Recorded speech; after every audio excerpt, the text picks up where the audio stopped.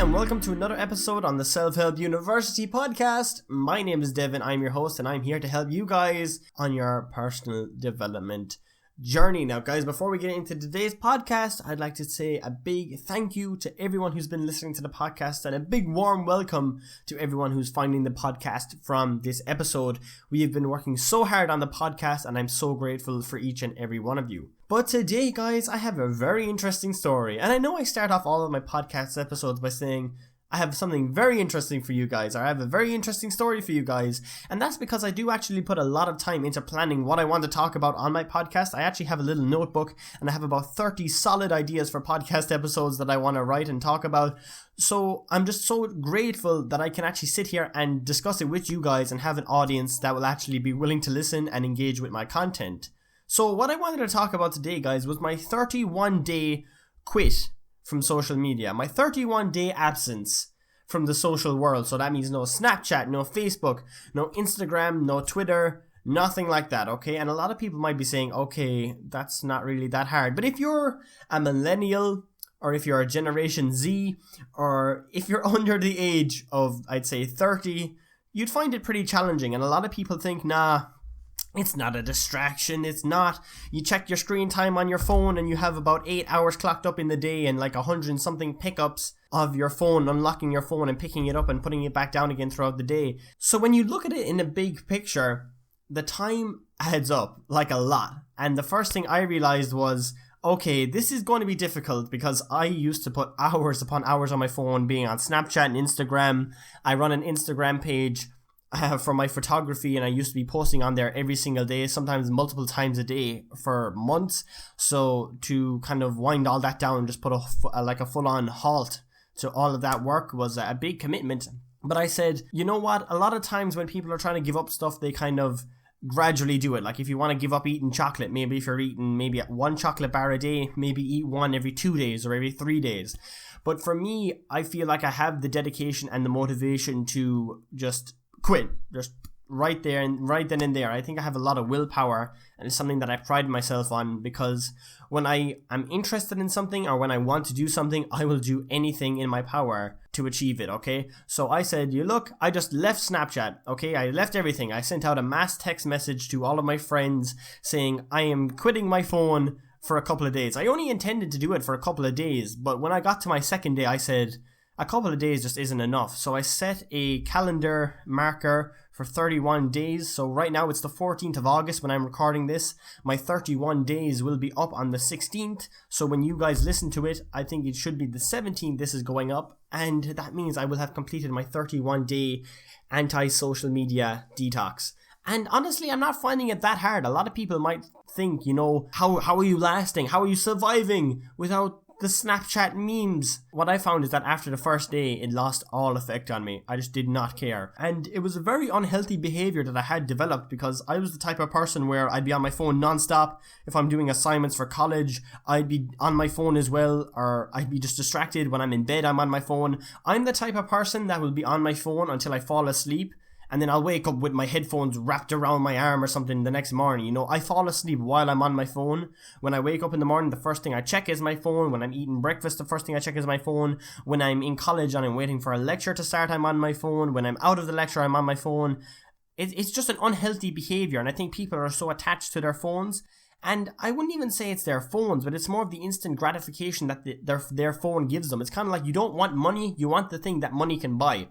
And when you're on your phone, you can send out a message to hundreds of people in an instant. You know, if you actually took a Snapchat and you have 1,000 friends, you can send it to all 1,000 of those people all in one go. A lot of people, I think, rely on that instant gratification of being able to talk to someone back and forth. Like, literally, that's why they call it instant messaging, or IM, you know? It goes back and forth super fast.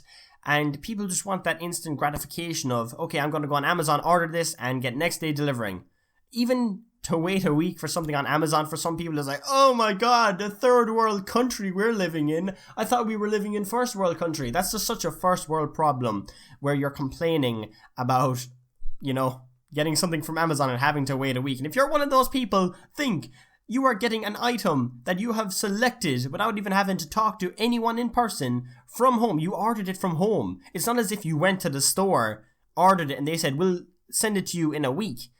You're probably just sitting down on your chair, eating Doritos, stuffing your face with food, and you're like, man, I would really love, I don't know what, blanky blank blank, fill in whatever you'd like right now, order it, and they bring it to you. You order it from home, they bring it to you, and you're complaining that you have to wait 5 working days for it to get to you, you know? And it was just stuff like that, you know? I think one thing I really quit as well, alongside social media, which basically is social media, with Facebook, is news. I just stopped listening to the news. I don't care about news. A lot of people are asking me, what do you think of Brexit now? Is it going to affect Ireland? And obviously it's going to have a big effect on all of Europe. For the most part, I know I'm not really up to date on a lot of the nitty gritty details. I have a good understanding of what's going on. I think I watched 1 hour-long summary video of the whole situation from 3 years ago until now. And for any of you guys who are over in America and haven't really been up to date, or I know it's probably not in the news as often for you guys, you might have heard of it if Trump is talking about it, but every day on the news, they're just talking about it for the last 3 years. And if you were watching it every single day for the last 3 years, nothing has changed. They still haven't left the EU, so nothing has really changed. They've been saying, we will get a deal, we won't get a deal, we'll try to get the best deal we can. And one thing that I realized is, why am I wasting my time watching this when they're literally just regurgitating the same thing? And it's not only just with Brexit, because a lot of the times on Facebook, you're seeing personalized news articles, things that they feel that you'll like, as well as your national news. In Ireland, we only have a thing called RTE. That's our only kind of national broadcasting station for news for the most part. I know over in America you have like CNN and MSNBC and like Fox News and everything like that. But in Ireland, we only have one national news kind of broadcasting station for the most part.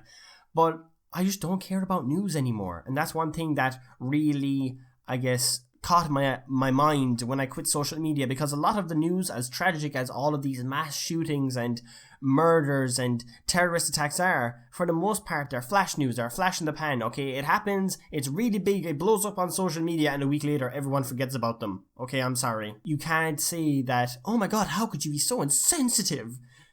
That's just the way it is, and that's the way the media works as well. The media knows that people don't care after a week. That's why you don't see it on your feed anymore, okay? They've written their articles, they've got the views and the revenue they wanted from those articles, and then they move on. And I feel like, especially since I went on my spiritual enlightenment the same time I started this social media detox, because, you know, I was like, I'm going to focus more on myself, I'm going to do meditation, I'm going to start reading books for an hour a day.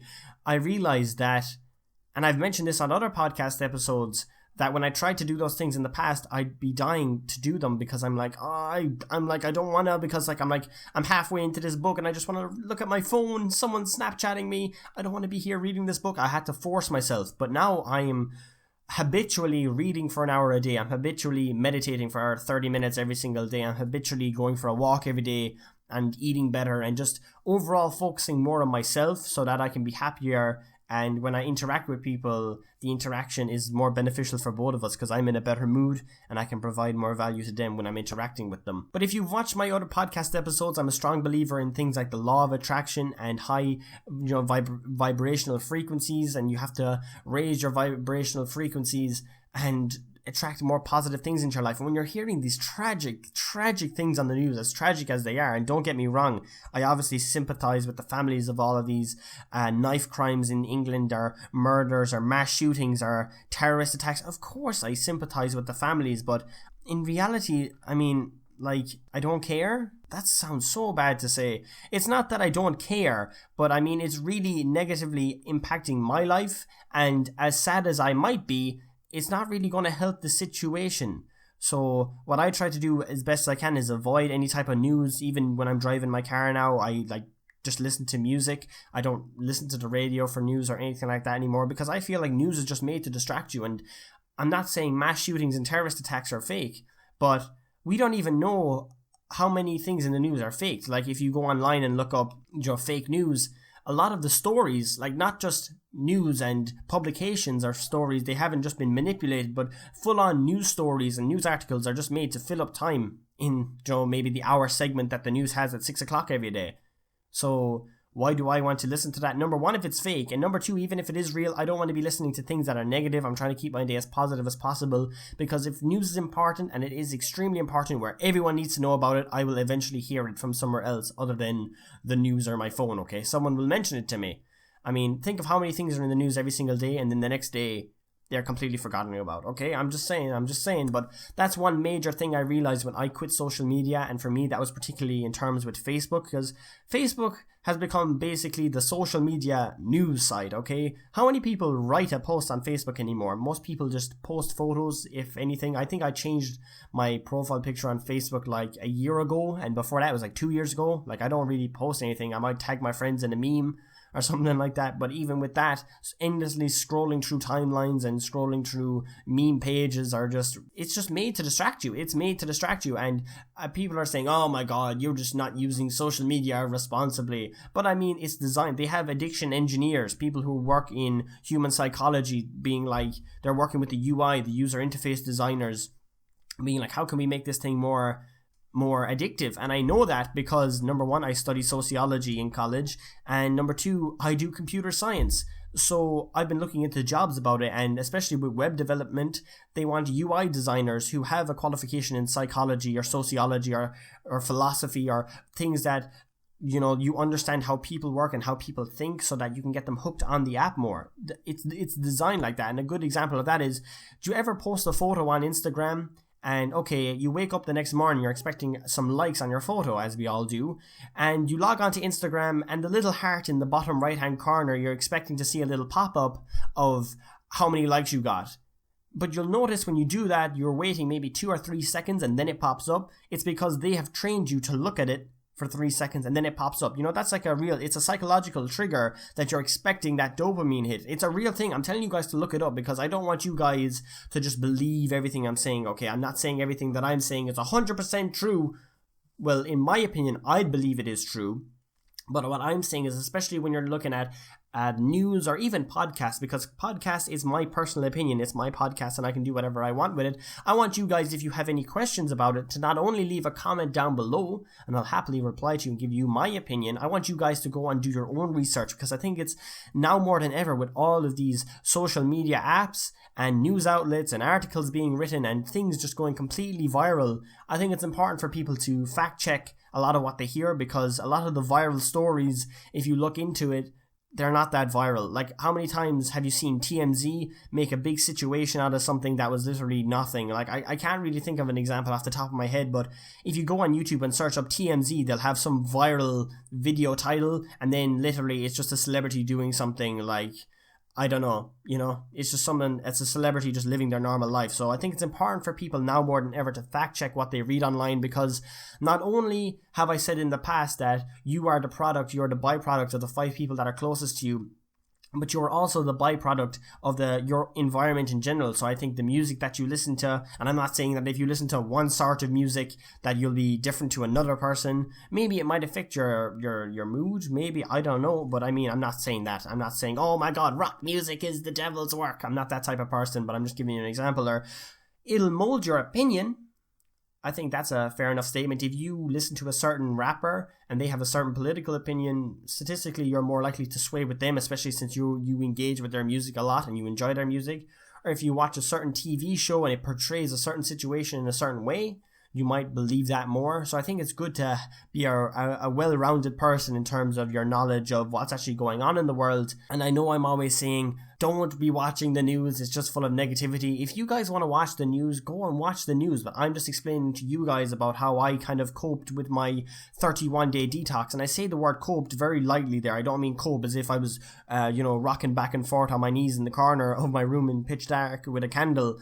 After the first day, I felt so free. I felt spiritually free. I felt mentally free. I had so much more time to myself. I was working on myself. I was dedicating a solid hour a day to maybe read a chapter or 2 of my book, which I'm religiously reading. Like, it's How to Win Friends and Influence People by Dale Carnegie. I've never, I think, read through a book as fast as this book, but it is an extremely powerful book, and I recommend every single one of you guys to go and check it out at least, because definitely, I think a lot of people, when they hear how to win friends and influence people, it's like you're 5 years old again and how to make friends on the playground. No, this is literally one of the most powerful books I've ever read, and it basically shows you how to influence people in the adult world.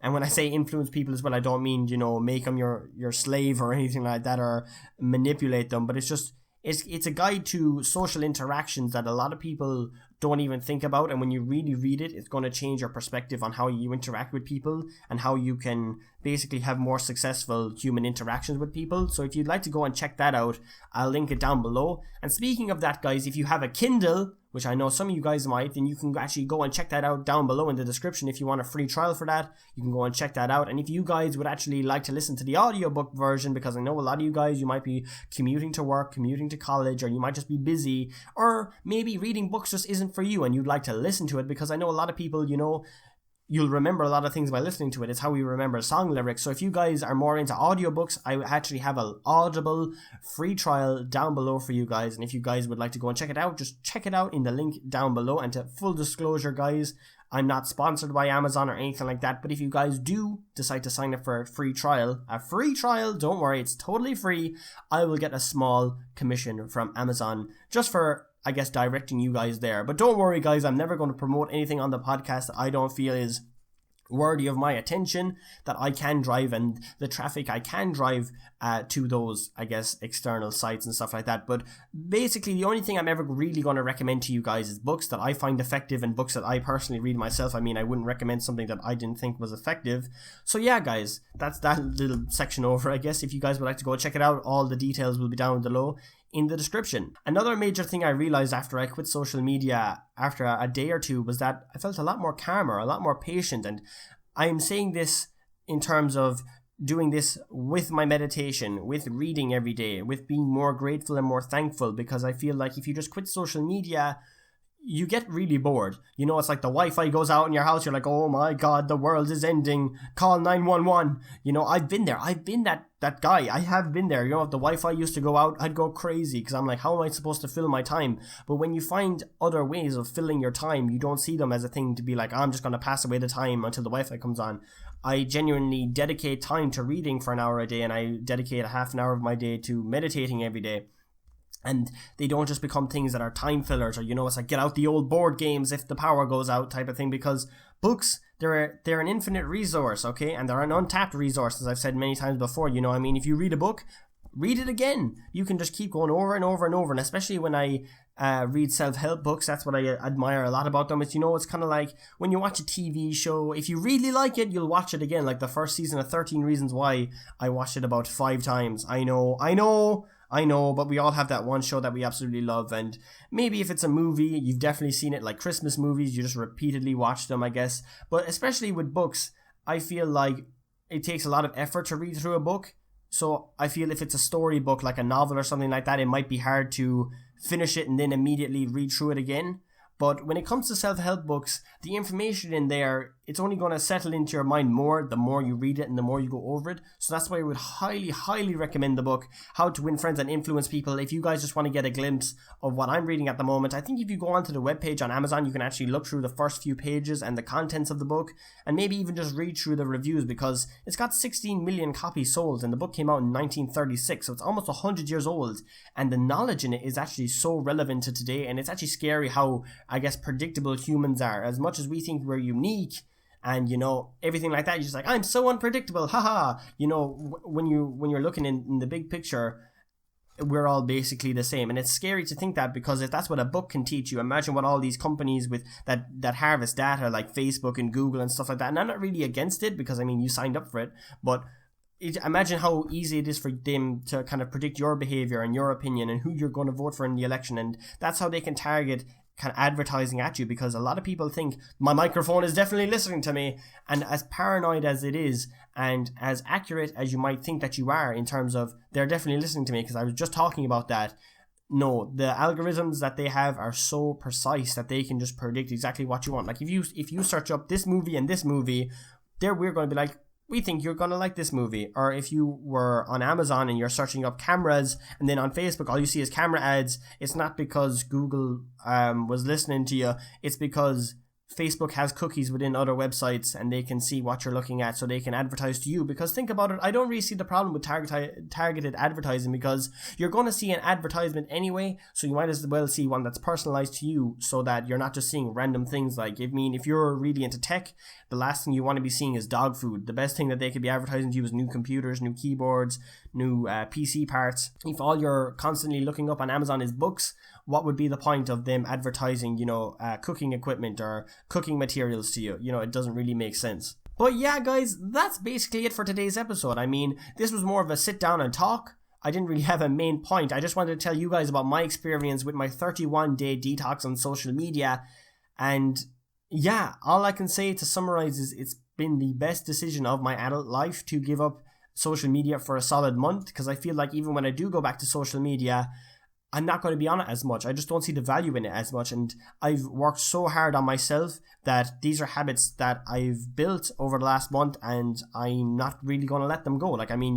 If you have a habit of biting your nails, which I do, it's hard to give it up. And I think when you build up good habits, it's also hard to give them up, which is a good thing, because you don't want to give up your good habits. You want to get rid of your bad habits. So in summary, read more, meditate more, and quit social media for 31 days. I challenge you guys to do that. And if any of you guys do decide to do that, then tell me in the comments down below.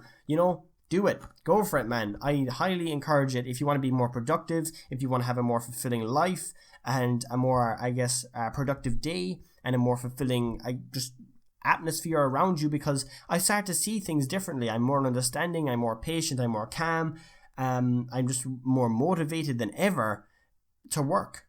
And that's something I've never really felt before, and I hope you guys can feel that fulfillment too. So guys, thank you so much for listening to today's podcast episode. As always, I'm so grateful for each and every one of you. As always, guys, if you'd like to sign up for an Amazon Kindle subscription for a free trial, make sure to go and check that out. If you guys want to listen to the books I've talked about today on Audible, which is an audiobook version run by Amazon, then you can also get a free trial for that. And if you guys are like, I just want to get the book, it's okay, guys, because I have the link for that in the description as well.